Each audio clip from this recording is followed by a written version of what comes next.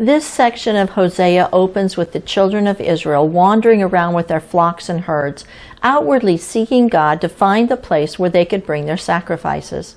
Hosea 5:6 and 7. With their flocks and herds they shall go to seek the Lord, but they will not find him, for he has withdrawn himself from them. They have dealt treacherously with the Lord, for they have begotten pagan children. Now a new moon shall devour them and their heritage. As we dig into this verse and the other verses in this portion of Hosea, we will see a comparison to the time that God brought the children of Israel out of Egypt so they could go to the place where God was waiting for them and bring sacrifices to him. How and where do we seek God so we know that we will find him? I'm Brenda Cathcart, and this is the Voice of the Prophets.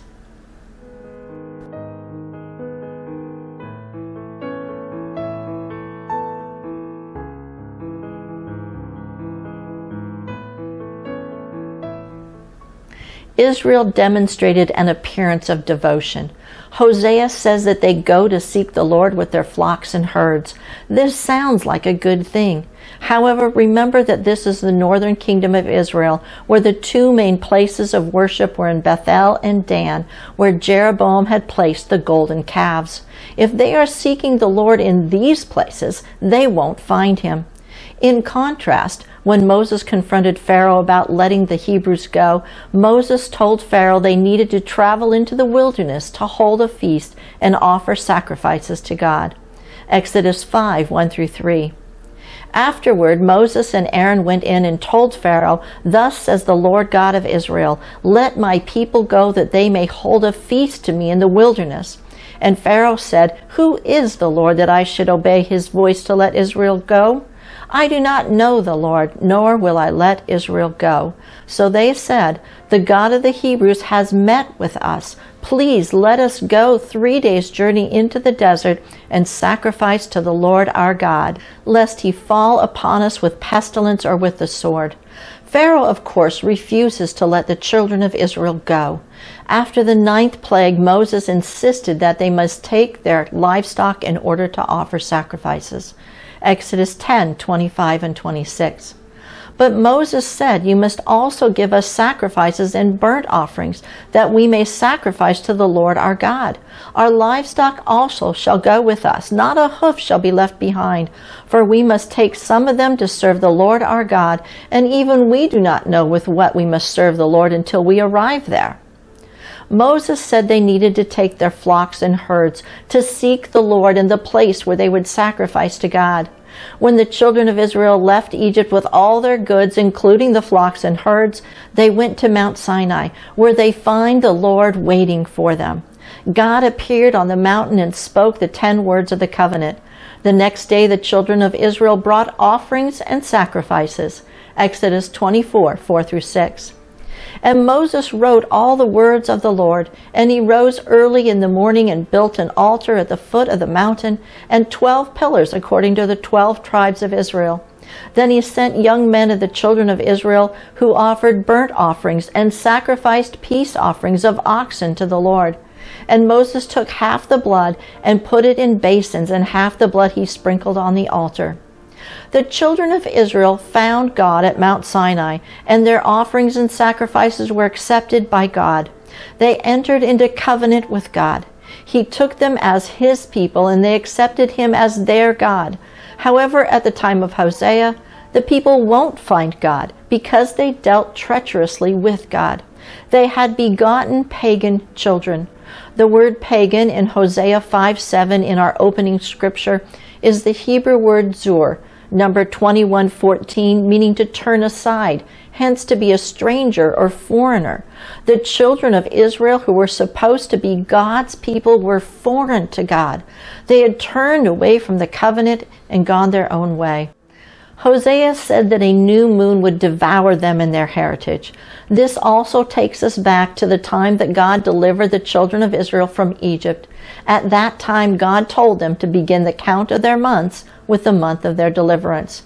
Exodus 12:1-2. Now the Lord spoke to Moses and Aaron in the land of Egypt, saying, "This month shall be your beginning of months. It shall be the first month of the year to you. Each month began with the sighting of the new moon and was marked by the blowing of the silver trumpets. Numbers 10:10. Also in the day of your gladness, in your appointed feasts, and at the beginning of your months, you shall blow the trumpets over your burnt offerings and over the sacrifices of your peace offerings, and they shall be a memorial for you before your God. I am the Lord your God. When the priest blew the silver trumpets, God would hear and remember his people as he heard the cries of the children of Israel when they were in bondage in Egypt. Exodus 2:24 and 25. So God heard their groaning, and God remembered his covenant with Abraham, with Isaac, and with Jacob. And God looked upon the children of Israel, and God acknowledged them. However, when the people of the northern tribes of Israel sought God at the new moon, God would remember them, not for deliverance, but for judgment. The new moon would devour them. Hosea then turns to the execution of the judgment. The armies of Assyria, as the instrument of God's judgment, would attack from the north and east. Hosea 5:8 and 9. Blow the ram's horn in Gibeah, the trumpet in Ramah. Cry aloud at Beth-aven. Look behind you, O Benjamin. Ephraim shall be desolate in the day of rebuke. Among the tribes of Israel I make known what is sure. The shofar or ram's horn was blown to warn of an attack. Gibeah and Ramah are towns in the tribal lands of Benjamin, just to the south of the lands of Ephraim. Beth-aven, a sarcastic reference to Bethel, where Jeroboam had placed one of the golden calves, would be taken along with all of the land of Ephraim. Ephraim is singled out of all the tribes in the northern kingdom because the kingdom began with Jeroboam of the tribe of Ephraim. Now Hosea turns to a broader prophecy, including Judah in his condemnation. Hosea 5:10 through 12. The princes of Judah are like those who remove a landmark. I will pour out my wrath on them like water. Ephraim is oppressed and broken in judgment because he willingly walked by human precept. Therefore I will be to Ephraim like a moth, and to the house of Judah like rottenness. The description of Judah being like one who removes a boundary is paired with Ephraim walking by human precept. The result of Ephraim walking by human precept is to be oppressed and broken. This takes us back once again to the covenant at Mount Sinai. Moses uses the same Hebrew words translated here as oppressed and broken to describe what will happen to the children of Israel if they do not observe the commandments and statutes of the Lord. In other words, Moses describes what will happen if they remove the boundaries. Deuteronomy 28:33. A nation whom you have not known shall eat the fruit of your land and the produce of your labor, and you shall be only oppressed and crushed, or broken, continually. Hosea continues to relate that when Ephraim and Judah saw their danger, they didn't turn back to God. They turned to another nation. Hosea 5:13. When Ephraim saw his sickness and Judah saw his wound, then Ephraim went to the Assyrian and sent to King Yerab. Yet he could not heal you nor cure you of your wound. The northern kingdom of Israel was already a vassal state of Assyria when they were taken into captivity by Assyria. Ephraim and Syria were waging war on Judah when Judah appealed to their sovereign Assyria. Instead of supporting one side or the other, Assyria took the opportunity to take both Syria and Israel captive. Assyria then went on to try to take Judah, but God intervened. This happened during the reign of King Shalmaneser of Assyria. It seems that Hosea got it wrong. He said Ephraim sent to King Yerab. There was never a King Yerab over Assyria, so we need to look at the meaning of the name to find Hosea's intent. The name Yerab, number 3377, is from the word Reb, number 7378, meaning to grapple, wrangle, contend, indicating an adversarial relationship.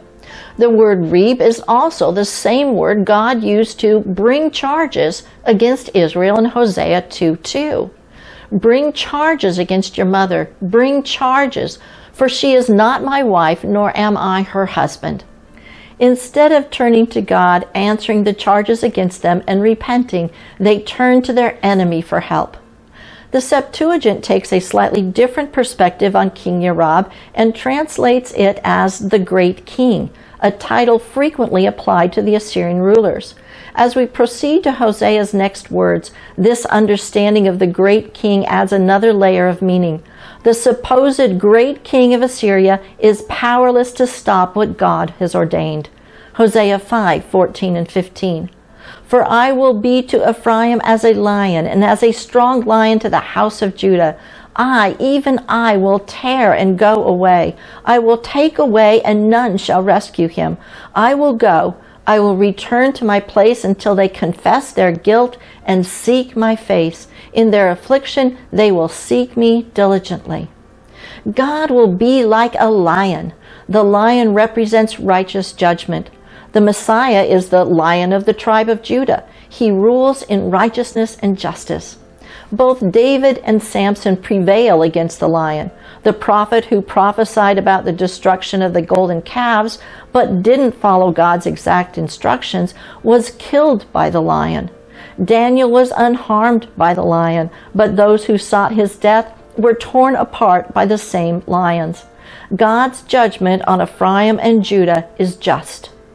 After the judgment, God would withdraw from both Ephraim and Judah. We opened this teaching with the children of Israel seeking God and not finding him. Hosea tells us that God would remain withdrawn from them until they acknowledge their guilt. Hosea then offers comfort. If they would return to God, the same God who tore them would heal them. Hosea 6:1 and 2. Come and let us return to the Lord, for he has torn and he will heal us. He has stricken and he will bind us up. After 2 days he will bring us to life. In the 3rd day he will raise us up and we shall live in his sight. The immediate context is that once Israel repents, it would be just a short time before God would once again raise them up. However, the time frame also calls to mind the events at Mount Sinai. God told Moses that the children of Israel needed to prepare themselves for 2 days before he would appear on the 3rd day. Exodus 19:10 and 11. Then the Lord said to Moses, Go to the people and consecrate them today and tomorrow, and let them wash their clothes, and let them be ready for the 3rd day. For on the 3rd day the Lord will come down upon Mount Sinai in the sight of all the people. Isaiah writes in Isaiah 53 that the Messiah would be stricken for Israel and smitten by God. Yeshua said that he would be killed and raised again on the 3rd day. Matthew 16:21. From that time, Jesus began to show his disciples that he must go to Jerusalem and suffer many things from the elders and chief priests and scribes, and be killed and be raised again the 3rd day. In the broader sense, if 1 day is as 1,000 years, it has been nearly 2,000 years since Yeshua's death and resurrection. It may be almost time for God to raise up Israel once again. Hosea goes on to lament that Israel has been unable or unwilling to remain faithful to God, even though God has continually sent them prophets to remind them of God's judgments. Hosea 6:4 and 5. O Ephraim, what shall I do to you? O Judah, what shall I do to you? For your faithfulness is like a morning cloud, and like the early dew it goes away. Therefore I have hewn them by the prophets. I have slain them by the words of my mouth. And your judgments are like light that goes forth. The word translated as faithful in verse 4 is not one that is usually translated as faithful. It is usually translated as loving kindness. This word is the Hebrew word chesed, number 2617, meaning kindness, favor, or good deeds. It comes from the root word chesed, number 2616, meaning to bow the neck as in respect. Other translations of this verse translate chesed as goodness, loyalty, or love. Each of these terms implies a commitment. This idea of commitment is reinforced when God describes himself as the God of chesed, which in this case is translated as mercy. Exodus 20:5 and 6. You shall not bow down to them, nor serve them, for I, the Lord your God, am a jealous God, visiting the iniquity of the fathers on the children, to the third and fourth generation to those who hate me, but showing mercy to thousands, to those who love me and keep my commandments. Those who show commitment to God by keeping his commandments receive chesed, faithfulness, goodness, loyalty, and love from God. Hosea further describes those who lack faithfulness as those who break the covenant and have no loyalty to God. Hosea 6:7. But like Adam, they have transgressed the covenant. There they have dealt treacherously against me. God desires faithfulness and loyalty to him. Hosea 6:6. For I delight in loyalty rather than sacrifice, and in the knowledge of God rather than burnt offerings. The word loyalty is, of course, chesed. Loyalty is contrasted with sacrifice. What exactly is sacrifice? We use this word to refer to all the offerings brought to God, but the term is usually used in conjunction with the offerings. Moses told Pharaoh that they needed to leave Egypt to bring sacrifices and offerings. Only the peace or shalem sacrifice is actually called a sacrifice. In addition, the Passover is called the Lord's sacrifice. Finally, the ratification of a covenant is done through a sacrifice. At Mount Sinai, the covenant sacrifice is described as a peace sacrifice. Exodus 24:5. And he sendeth the youths of the sons of Israel, and they cause burnt offerings to ascend, and sacrifices of peace offerings to Jehovah, calves. So the concept of a sacrifice is that of making or confirming a covenant. The sacrifice is the ratification of the agreement, not the agreement itself. God desires commitment to the covenant, not just the outward observance of the ceremony. The sacrifice is meaningless without the commitment. In the next phrase of Hosea 6:6, he contrasts knowledge of God with the burnt offering. The burnt offering is a means for those in covenant with God to approach God. In Leviticus, it is called a korban or a draw near. Leviticus 1:1-3. Then the Lord called to Moses and spoke to him from the tent of meeting, saying, Speak to the sons of Israel and say to them, When any man of you brings an offering to the Lord, you shall bring your offering of animals from the herd or the flock. If his offering is a burnt offering from the herd, he shall offer it a male without defect. He shall offer it at the doorway of the tent of meeting, that he should be accepted before the Lord. The phrase brings an offering is the Hebrew word korban, number 7133, meaning an offering brought near the altar. It comes from the root word karab, number 7126, meaning to draw near. The phrase burnt offering is the Hebrew word olah, number 5930, meaning to go up or ascend. The entire offering goes up to God. It draws near. Bringing the olah offering is a means for man to draw near to God.